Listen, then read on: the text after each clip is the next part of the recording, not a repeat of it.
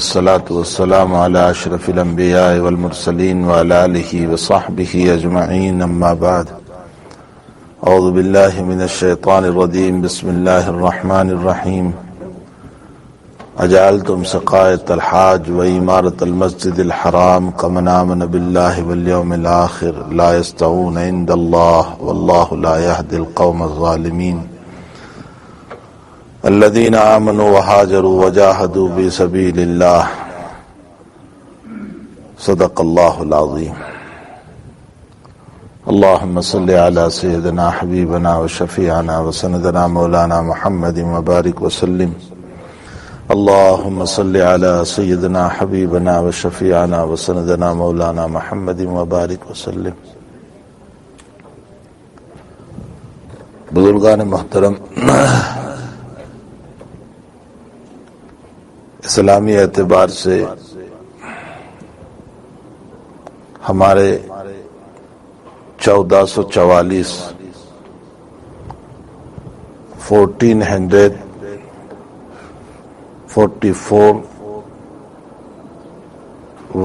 ہمارا سال شروع ہوا ہے اور ہمارے سال کا آغاز محرم سے ہوتا ہے. محرم کی پہلی تاریخ بھی یوم الشہادت ہے اور محرم کی 10ویں تاریخ بھی یوم الشہادت ہے.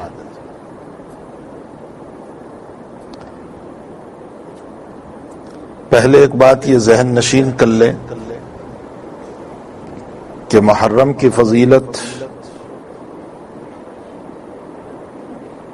سیدنا حضرت حسین رضی اللہ تعالیٰ عنہ کی بنیاد پر نہیں ہے، اس لیے کہ سیدنا حضرت حسین رضی اللہ تعالیٰ عنہ کی شہادت نبی اکرم صلی اللہ تعالیٰ علیہ وسلم کی وفات کے 58 سال کے بعد ہوتی ہے، یعنی 58 ایئرز کے بعد شہادت ہوتی ہے. دور نبوت میں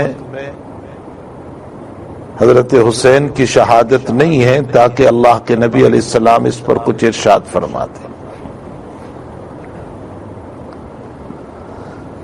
اس لیے محرم کی فضیلت سیدنا حضرت حسین رضی اللہ تعالیٰ عنہ کی شہادت کی بنیاد پر نہیں ہے، بلکہ محرم کی فضیلت تو پہلے سے ہے.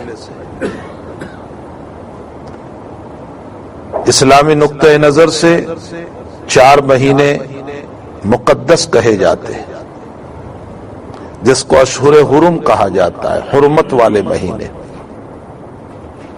ذی قعدہ، ذی الحجہ، محرم اور رجب، یہ 4 مہینے بڑے محترم مہینے ہیں. جناب نبی کریم صلی اللہ علیہ وسلم نے محرم کے اندر 10ویں تاریخ کو 2 باتیں ارشاد فرمائی، اس سے زیادہ کچھ نہیں ہے. پہلی بات جو آپ نے ارشاد فرمائی وہ یہ کہ عاشورہ کا روزہ رکھا جائے 10ویں محرم کو، اور حضرت خود روزہ رکھتے تھے. لیکن جب آپ کو اس بات کا پتہ چلا کہ یہود بھی روزہ رکھتے ہیں اور پوچھا گیا کہ یہود کیوں روزہ رکھتے ہیں، تو انہوں نے بتایا کہ ہمارے نبی حضرت موسیٰ علی نبینا علیہ السلام کو اللہ نے فرعون سے نجات دی تھی، اور فرعون 10ویں محرم کو غرق ہوا تھا، ڈبو دیا گیا تھا. اس کے شکریہ میں ہم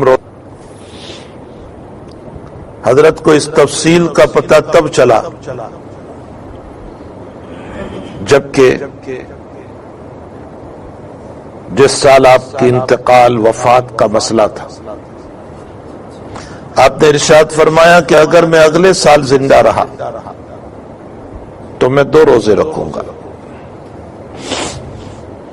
اس کی وجہ یہ ہے کہ صرف 1 روزہ رکھنے میں یہود کی مشابہت ہو رہی تھی وہ بھی 10ویں تاریخ کا روزہ رکھتے، ہم بھی 10ویں تاریخ کا، تو مشابہت ہو رہی تھی۔ عبادت جیسی عبادت ہے، لیکن عبادت کے باب میں بھی غور فرمائیں کہ آپ نے مشابہت کو پسند نہیں فرمایا۔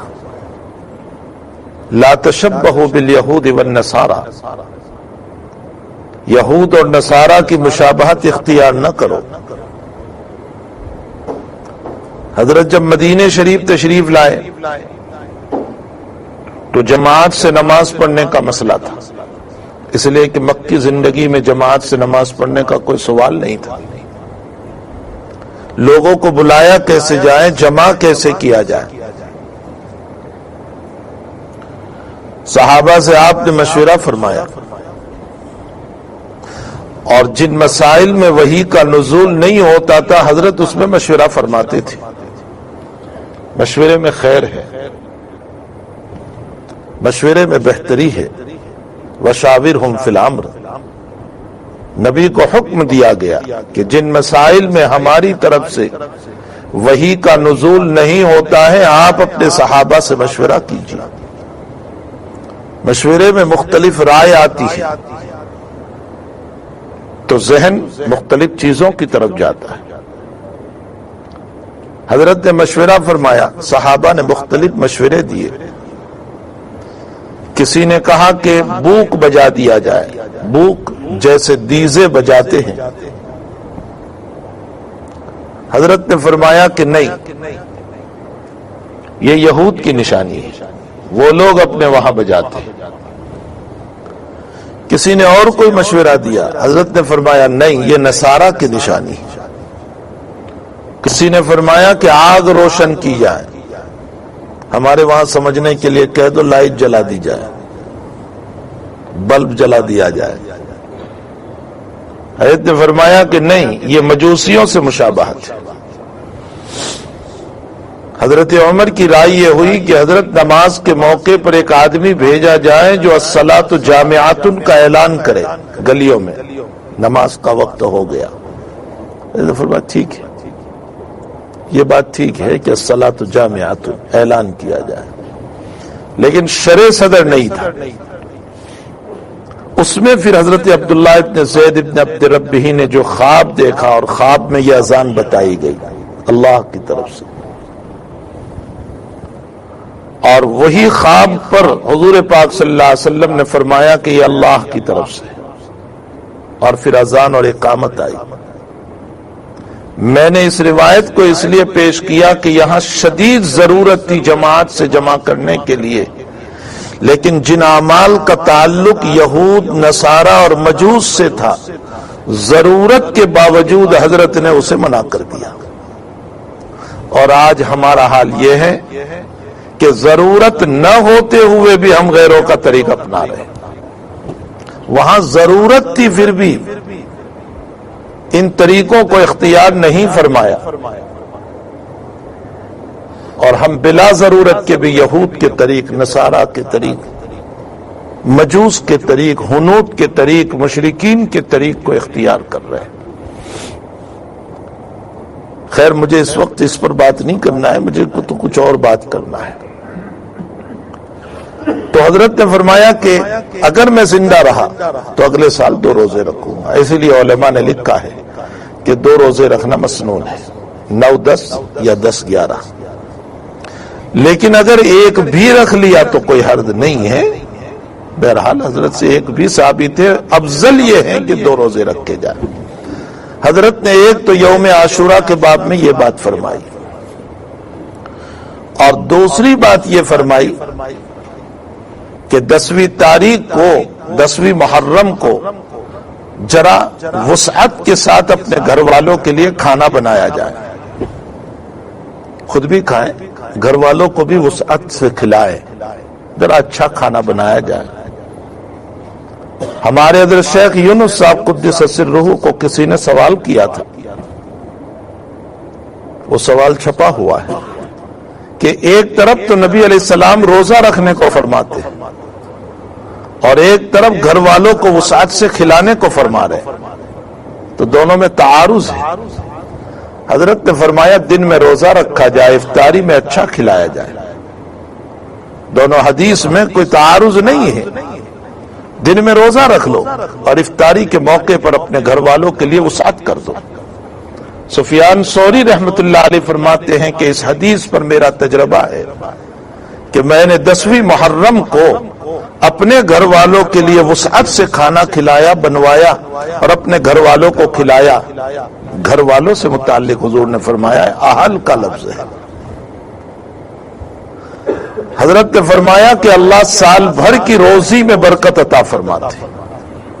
سفیان ثوری فرماتے ہیں میرا تجربہ ہے، میں نے اپنے گھر میں نبی کے اس عمل پر، اس بات پر دیکھا، میرے گھر میں برکت ہی برکت۔ بس یہ صرف 2 عمل حضرت نے بیان فرمائے، اس کے علاوہ 10ویں محرم کا کوئی عمل نبی اکرم صلی اللہ علیہ وسلم نے بیان نہیں فرمایا۔ یکم محرم الحرام کو حضرت عمر رضی اللہ تعالیٰ عنہ کی شہادت کا مسئلہ ہوا ہے۔ ذی الحجہ کے آخری دنوں میں ابو لولو مجوسی نے آپ کو مارا، اور چونکہ اتنا کاری زخم ہو گیا تھا کہ کوئی چیز پیٹ میں رہ نہیں پاتی تھی، ظاہر ہو چکا تھا کہ حضرت دنیا سے رخصت ہو جائیں گی۔ فی قول 30 ذی الحجہ کو وفی قول یکم محرم الحرام کو آپ کا انتقال ہوا۔ شہادت کا وہ آخری دن اور اسی دن یکم محرم کو آپ کی تدفین ہوئی۔ حضرت عمر رضی اللہ تعالیٰ عنہ نے اپنی وفات پہ ایک جوان آپ کی عیادت کے لیے آیا، اس نے آپ کی بڑی تعریف کی، بہت غور سے سنے، بہت تعریف کی۔ حضرت نے فرمایا یا بنیہ، میرے بیٹے میری تعریف نہ کرو۔ تعریف کیا کی تھی؟ فرمایا کہ حضرت آپ قدیم الاسلام ہیں، بہت پرانے مسلمان، آپ نے ہجرت فرمائی، آپ کے ذریعے سے دین کی اشاعت ہوئی، دور تک اسلام پھیلا۔ نبی اس دنیا سے گئے کہ نبی اپنے نبی سے راضی، ابو بکر اس دنیا سے گئے اس حال میں کہ وہ آپ سے راضی تھے۔ اس پر حضرت عمر نے فرمایا بیٹے میری تعریف نہ کرو، اور روتی ہوئی آنکھوں سے فرمایا بیٹے میں تو یہ چاہتا ہوں کہ لا لی ولا علیہ، میرے بیٹے اللہ مجھے ثواب نہ دے تو نہ دے، کم سے کم میری پکڑ نہ کرے۔ آپ انداز لگائیں کہ جس کی حکومت میں ایران اور عراق تک اسلام پھیل چکا تھا، اگر ناز کرتا تو وہ کر سکتا تھا، لیکن وہ کہہ رہا ہے کہ لا لی ولا علیہ، بس میرا ثواب نہ ملے لیکن کم سے کم میری پکڑ نہ کرے۔ آج میں اور آپ شہرت کے طالب، اسٹیٹس کے طالب، مقام کے طالب، کہ میری تعریف ہو، میری عبادت پر، میرے علم پر، میرے خرچ کرنے پر، میری داد و دہیش پر۔ جب وہ جوان جانے لگا تو کہ بیٹے تم سے نیچے ہیں، تمہاری لنگی تخنوں سے نیچے، بیٹے اس کو اوپر کر لو، اس سے دین کا بھی نقصان، دنیا کا بھی نقصان۔ دنیا کا نقصان یہ ہے کہ اتنا کپڑا تیرا ناپاک ہوگا، ان کا نقصان یہ ہے کہ قیامت کے دن اللہ نگاہ شفقت سے تجھے نہیں دیکھے گا۔ ذر اللہ تعالی الی من جر ثوبہ بالخیل کما قال صلی اللہ تعالی علیہ وسلم۔ بلکہ حضرت نبی علیہ الصلوۃ والسلام نے ابو داؤد شریف، مسلم میں روایت ہے کہ بنی اسرائیل میں ایک آدمی نے تکبر کے ساتھ اپنے پجامے کو، اپنی پین کو، اپنی لنگ تخنوں سے نیچے لٹکایا تھا، غصے میں زمین کو فار کر اس کو زمین میں اتار دیا۔ فَهُوَ يَتَزَلْزَلُ، وہ قیامت تک اندر میں دھستا رہے گا۔ بہرحال جبہ بھی اسی میں داخل، لنگی بھی اسی میں داخل، پینٹ بھی اسی میں داخل، سارے کپڑے اسی میں داخل ہیں کہ تخنوں سے اوپر ہو۔ ہماری شان میں کوئی کمی نہیں آئے گی اگر ہم نبی علیہ السلام کی سنت پر عمل کریں گے۔ سنت نبوی بہت بڑی چیز ہے۔ تو اس کے بعد حضرت عمر نے اپنے بیٹے ابن عمر سے کہا کہ بیٹے آپ نے 6 آدمیوں کی کمیٹی بنائی، اور اس کے بعد بیٹے سے کہا بیٹے جی یہ چاہتا ہے کہ نبی کے قدموں میں دفن ہو، شک ہے اجازت ان سے لے لو، ام المؤمنین سے۔ ابن عمر نے جا کر اجازت مانگی۔ حضرت عائشہ نے فرمایا کہ یہ جگہ تو میں نے اپنے لیے رکھی تھی، اپنے اوپر امیر المؤمنین کو اور میں عام قبرستان میں میری شوکنوں کے ساتھ سوؤں گی، میری سہیلیوں کے ساتھ سو جاؤں گی۔ اجازت ملی، لیکن عمر کو اطمینان نہیں ہے۔ عمر نے فرمایا ہو سکتا ہے میں حیات ہوں اس لیے اجازت دے دی، جب میری موت ہو جائے تو جنازہ لے کر چلنا، اور پھر کہنا کہ عمر اجازت مانگ رہا ہے، یہ نہ کہنا کہ امیر المؤمنین اجازت مانگ رہا ہے، عمر اجازت مانگ رہا ہے۔ اجازت ملے تو ٹھیک ہے، ورنہ عام قبرستان میں دفن کر دینا۔ جب جنازہ پہنچا تو دوبارہ اجازت مانگی۔ حضرت عائشہ نے فرمایا کہ بالکل میری طرف سے اجازت ہے۔ ہمارے حضرت شیخ مولانا زکریا صاحب رحمت اللہ علیہ فرمایا کرتے تھے کہ 2 دعا تو عمر نے کی تھی، بخاری میں، اے اللہ مجھے شہادت کی موت دینا، اللہ نے نصیب فرما دی۔ دوسری دعا تھی عمر کی، تیرے نبی کے شہر میں موت دینا، یہ بھی قبول ہو گئی۔ اور تیسرا انعام اللہ نے اپنی طرف سے فرمایا کہ نبی کے قدموں میں سونا نصیب فرمایا، یہ اللہ نے اپنی طرف سے۔ بخاری شریف میں ہے کہ ابن عباس فرماتے ہیں کہ جب عمر کو اتار رہے تھے ہم، تو پیچھے سے کسی نے کہا مجھے یقین تھا کہ عمر تم نبی کے قدموں ہی میں سوؤ گے۔ ابن عباس کہتے ہیں کہ میں نے پیچھے مڑ کر دیکھا تو وہ علی تھے۔ میں نے حضرت علی سے پوچھا کہ آپ کیسے کہہ رہے ہیں یقین کے ساتھ؟ تو حضرت علی کرم اللہ وجہہ نے فرمایا کہ میں نے ہمیشہ نبی کی زبان سے سنا، خرجت انا و ابو بکر عمر، ذهبت انا و ابو بکر عمر، جئت انا و ابو بکر عمر، و ابو بکر گیا، ابو بکر گیا، عمر گیا، میں آیا، ابو بکر آیا، عمر آیا، میں داخل ہوا، ابو بکر داخل ہوا، عمر داخل ہوا، میں نے کھایا، ابو بکر نے کھایا، عمر، جب دیکھو ابو بکر عمر، جب دیکھو ابو بکر عمر، نبی کی زبان پر تھا۔ مجھے اس سے یقین تھا کہ حیات میں نبی کی زبان پر دونوں ہے تو وفات کے بعد بھی دونوں ساتھ ہی رہیں گی۔ یہ بخاری شریف کی روایت ہے۔ تو جہاں حضرت حسین رضی اللہ تعالیٰ عنہ کی شہادت ہے، وہاں حضرت عمر رضی اللہ تعالیٰ عنہ کی بھی شہادت ہے محرم الحرام کی پہلی تاریخ کو۔ مجھے حضرت حسین کی شہادت پر ایک بات یاد آئی۔ ہمارے حضرت شیخ مولانا زکریا صاحب نور اللہ مرکزہ نے ایک مرتبہ اپنے خلفاء کو جمع کیا اور فرمایا کہ یہ محرم کا مہینہ چل رہا ہے اور حضرت حسین کی اس میں شہادت ہوئی، تم نے کیا کیا؟ سارے خلفاء خاموش ہیں۔ حضرت شیخ نے فرمایا تشیع کے عنوان سے بہت سے کرنے کے کام بھی تم نے چھوڑ دی۔ فرمایا کم سے کم حضرت حسین کو ایصال ثواب تو کرو، نواسہ رسول ہے،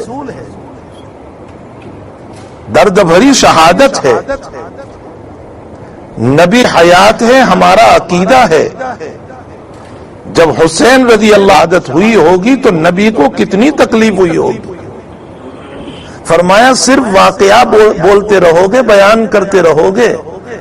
پھر حضرت شیخ نے فرمایا کہ میں یکم محرم سے ہر سال روزانہ 10ویں محرم تک ایک قرآن پورا کر کے حضرت حسین کو ایصال ثواب کرتا ہوں، یعنی 10 دن میں 10 قرآن سیدنا حضرت حسین رضی اللہ تعالیٰ عنہ اور آپ کے اہل بیت کو میں ایصال ثواب کرتا ہوں۔ مجمع سے میں پوچھ رہا ہوں، ہم نے کیا حضرت حسین کو ایصال ثواب؟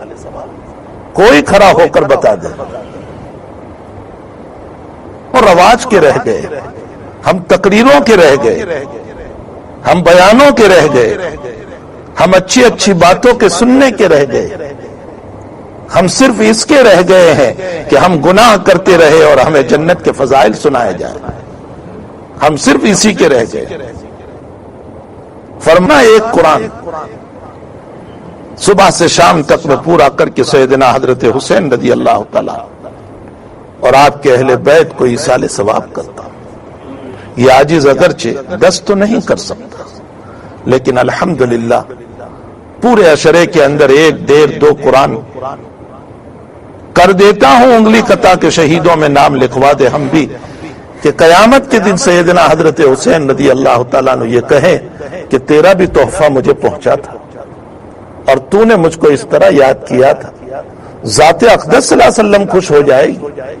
آج میرے نواسے پر کوئی احسان کرتا ہے تو مجھے خوشی ہوتی ہے کہ اللہ کے نبی کے نواسوں پر ایصال ثواب کریں گے، اللہ کا نبی خوش نہیں ہوگا، خوش ہوگا۔ صدقہ کیا جائے ان کے نام پر اللہ کے راستے میں۔ بہرحال یہ واقعات اپنی جگہ، مجھے بہت اہم بات کی طرف مختصر وقت میں، ہماری اسلامی تاریخ کا آغاز محرم سے ہوتا ہے، لیکن اولاً تو اسلامی مہینوں کے نام بہت کم معلوم لوگوں کو، بہت کم لوگ اسلامی مہینوں کے نام جانتے ہیں۔ اسلامی تاریخ کے مسائل بہت کم، یہ تو پتا ہے کہ رات 12 بجے سے دن چینج ہوتا ہے، لیکن یہ انگریز ہے، یہ مغرب ہے۔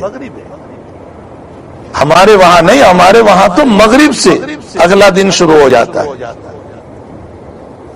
اسی لیے جناب نبی کریم صلی اللہ علیہ وسلم نے فرمایا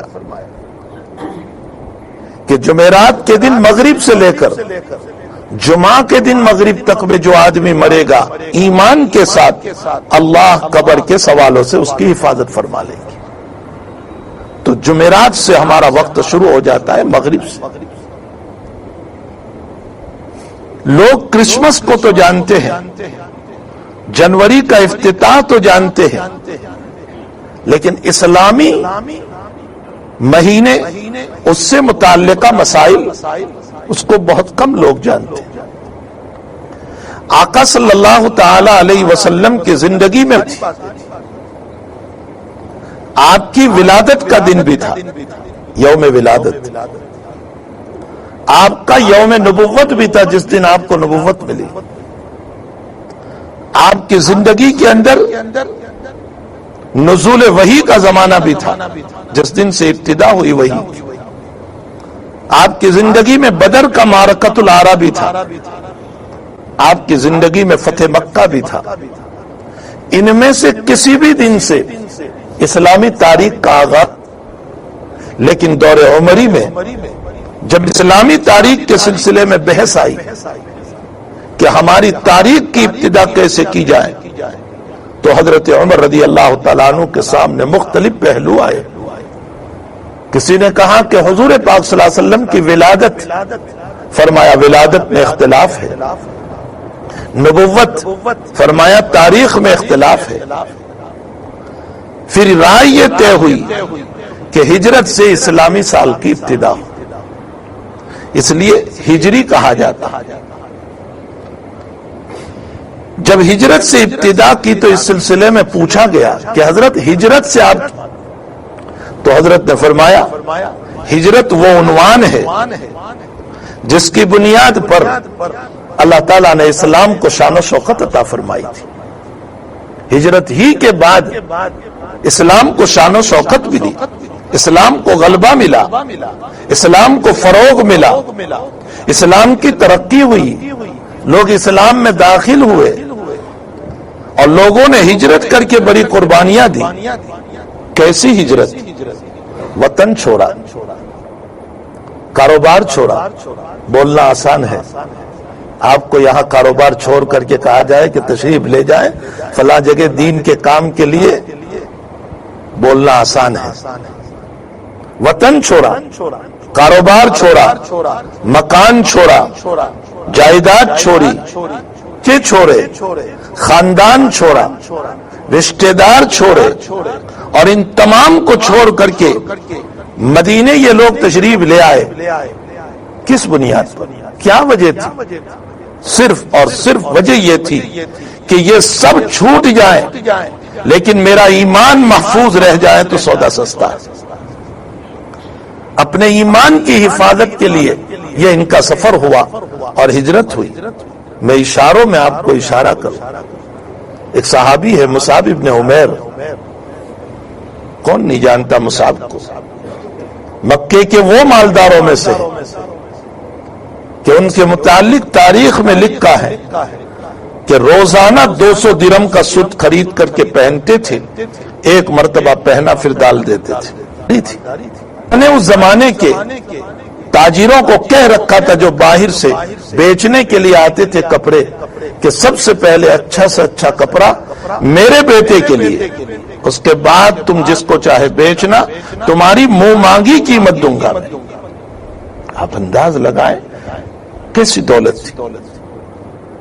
بہتر سے بہتر کپڑے وہ پہنتے تھے، لیکن اللہ کی شان، تعلق ہو گیا محمد الرسول اللہ صلی اللہ علیہ وسلم سے، تعارف ہو گیا، ایمان لے آئے، باندھ دیے گئے، کپڑے اتار دیے گئے، لنگی کے ساتھ اور ایک فتح پرانی چادر کے ساتھ پہلے حبشہ کی ہجرت فرمائی، پھر مدینۃ المنورہ کی ہجرت فرمائی، اور اسی عالم کے اندر مدینے میں زندگی۔ اللہ کے نبی مسجد نبوی میں تشریف فرمائے ایک مرتبہ، اور سامنے سے مصعب آ رہے ہیں، حضرت کو وہ مکی زندگی کی ان کی عیش پرستی والی زندگی سامنے آ گئی۔ خیال آنے لگا کہ مصعب تیری وہ پرانی زندگی اور اس وقت کا تیرا لباس کہ تیرا پیون لگے ہوئے ہیں، کہاں وہ تیرا حال، کہاں یہ تیرا حال۔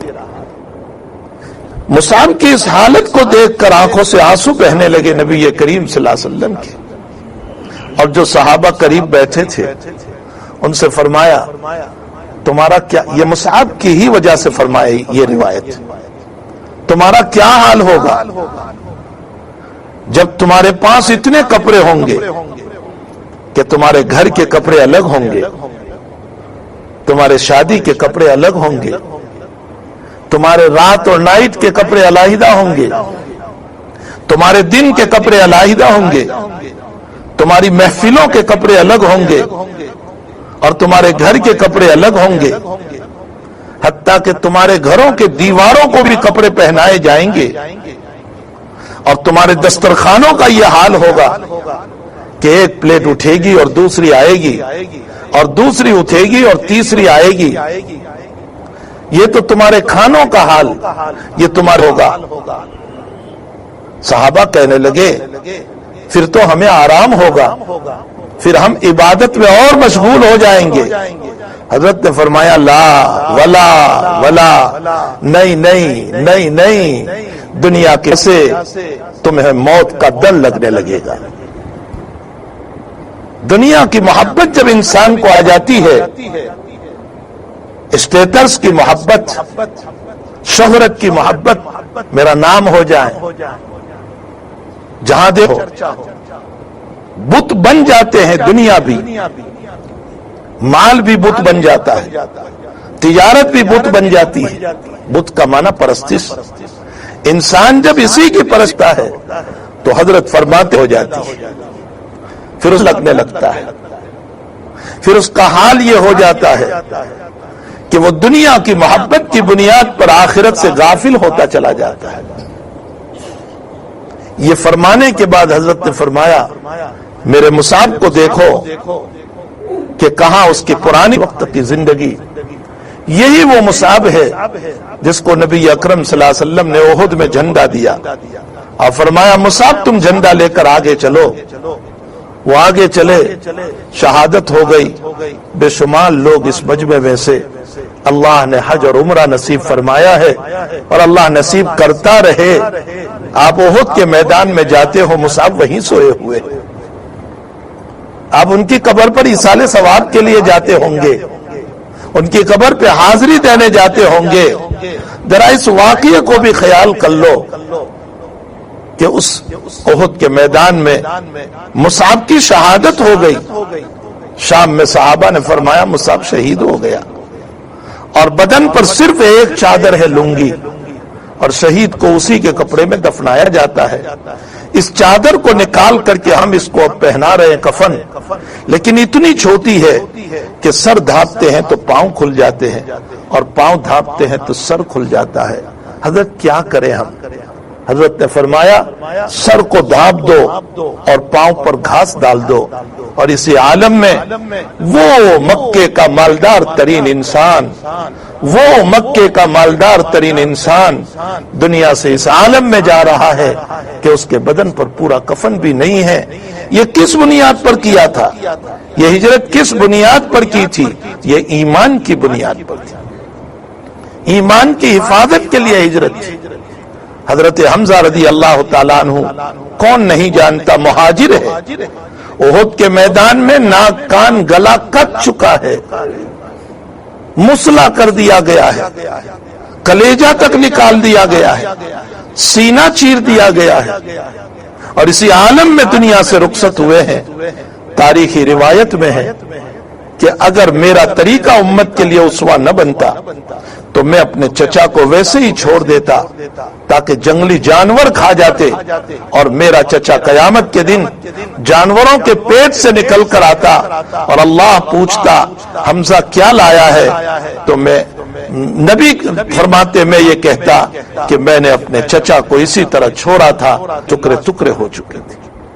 لیکن چونکہ میرا طریقہ نمونہ بننے والا ہے, اگر میں ایسا کروں گا تو امت بھی ایسا کرے گی, اس لیے آپ نے اپنے چچا کو دفن فرمایا.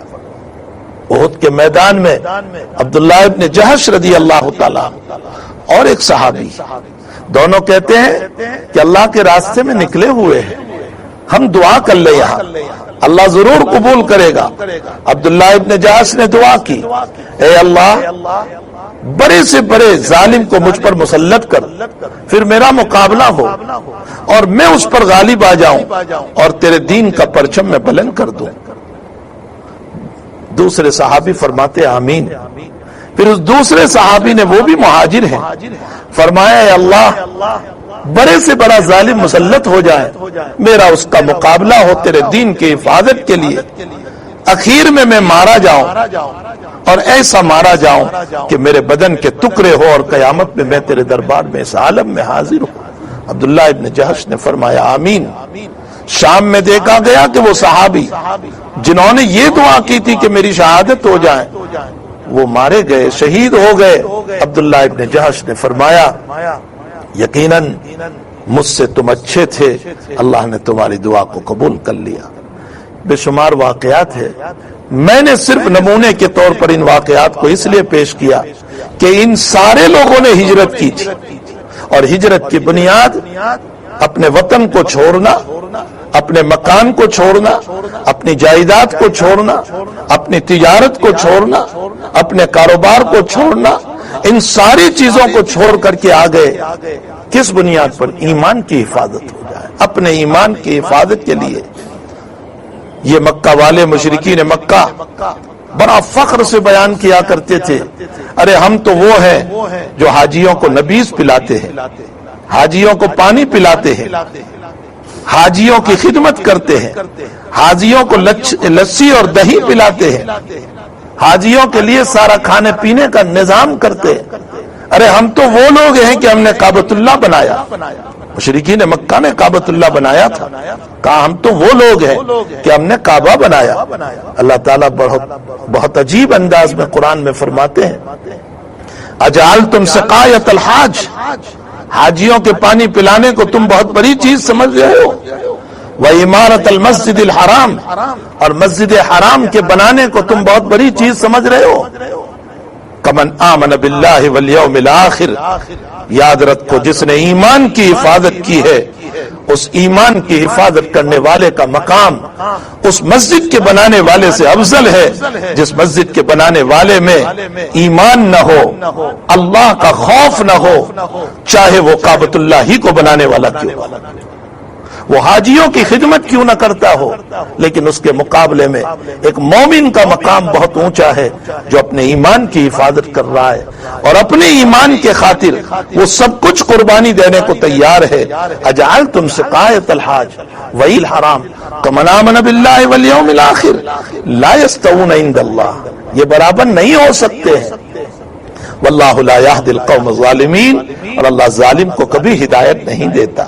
میرے بھائیو، میں نے یہ باتیں اس لیے سنائی کہ ہمارے اسلامی تاریخ کا تعلق ہجرت سے ہے، اور ہجرت اس لیے رکھی گئی ہے تاکہ ہمارے اکابر کی قربانیاں ہمارے بچوں کے سامنے ہو، ہمارے سامنے ہو، ان کی مبارک زندگیاں ہمارے سامنے ہو کہ انہوں نے کیسی ہجرت کی، کیسی تکلیفیں اٹھائی، کیا کچھ ایمان کے لیے قربان کر دیا، کتنے مصائب جھیلے، کتنی مصیبتیں اور پریشانیاں جھیلی۔ یہ ساری باتوں کی طرف اشارہ کرنے کے لیے حضرات صحابہ کرام نے اسلامی تاریخ کی ابتدا ہجرت سے فرمائی۔ یہ ایک بہت بڑا رمز ہے، بہت بڑی لطیف حکمت ہے، تاکہ ہمارے اکابر کی زندگیاں ہمارے سامنے رہے اور ہم بھی اپنے ایمان کے تحفظ کے لیے، اسلام کی حفاظت کے لیے، اپنے ایمان کو بچانے کے لیے ضرورت پڑنے پر عزت کو بھی قربان کر دیں، شہرت کو بھی قربان کر دیں، اسٹیٹس کو بھی قربان کر دیں، دولت کو بھی قربان کر دیں، مقام کو بھی قربان کر دیں، لیکن اپنا ایمان بچ جائیں اور ایمان محفوظ رکھ کر کے ہم اپنے قبر کے اندر اللہ کے دربار میں پہنچنے والے بنے۔ اسی اعتبار سے میں نے اس آیت کو پڑھا تھا۔ اللہ جل شانہ ہم تمام کو اپنے ایمان کی حفاظت کی توفیق عطا فرمائے، ہم تمام کو ایمان کی قدردانی نصیب فرمائے، ہم تمام کو مرتے دم تک ایمان پر، اسلام پر قائم دائم رکھے، اور ہمیں رب العالمین احکم الحاکمین دنیا سے جب بلائیں تو اس عالم میں بلائیں کہ وہ ہم سے راضی ہو، ہم ان سے راضی ہو۔ یا ایتھا النفس المطمئنہ ارجعی الی ربک راضیۃ مرضیہ فادخلی فی عبادی۔ یہ پروانے ہم کو مل رہے ہو، سنائے جا رہے ہو، یہ پروانے ہمیں بہت محبت کے سارب سے۔ یہاں آپ کے کینیڈا کا ایک واقعہ ہے کہ ایک نوجوان کی موت ہو رہی تھی، کچھ وقت پہلے کا واقعہ ہے کہ اس کی موت ہو رہی تھی، اس کے والد صاحب والدہ کھڑے ہیں اور وہ بچہ نوجوان 16 وہ کہہ رہا ہے اپنی امی سے، امی یہ لوگ کون آئے ہیں؟ سارے لوگ۔ امی نے کہا بیٹا کوئی نہیں، تیرے ابا تیرے بھائی ہم ہی لوگ ہیں، اور تو کوئی نہیں ہے۔ کہا نہیں یہ بہت سارے لوگ آئے ہوئے ہیں۔ اس نے کہا میری کروٹ ذرا سی بدل دو، تو اس کو سیدھی کروٹ سلایا گیا۔ وہ ان کے پیرنٹس کا بیان ہے کہ آدھے گھنٹے تک وہ مسکراتا رہا، ہنستا رہا، اور اسی مسکراہٹ کے اندر اخیری وقت میں الا اللہ کی ہسکی مار کر کے روح پرواز کر گئے۔ یہ حدیث شریف ہے کہ مومن کو مرنے سے پہلے ملائکہ آ کر کے تیار کرتے ہیں، اے مبارک روح جو مبارک جسم میں تھی، نکل اس اللہ کی طرف جو اپنی نعمتوں سے تیرا انتظار کر رہا ہے۔ مرنا تو اپنی جگہ ہر ایک کو ہے، بہترین موت وہ ہے کہ جس کو مرتے وقت ایسے پروانے ملے، بدترین موت وہ ہے کہ فرشتے یوں سنائے، اے ناپاک روح جو ناپاک بدن میں تھی، نکل اللہ کی طرف جو اللہ اپنا عذاب کا دروازہ تجھ پر کھولے ہوئے۔ اللہ ایسی موتوں سے ہم سب کی حفاظت فرمائے، اور مبارک موت اللہ ہم سب کو نصیب فرمائے۔ وصلی اللہ علی النبی الکریم برحمتک یا ارحم الراحمین۔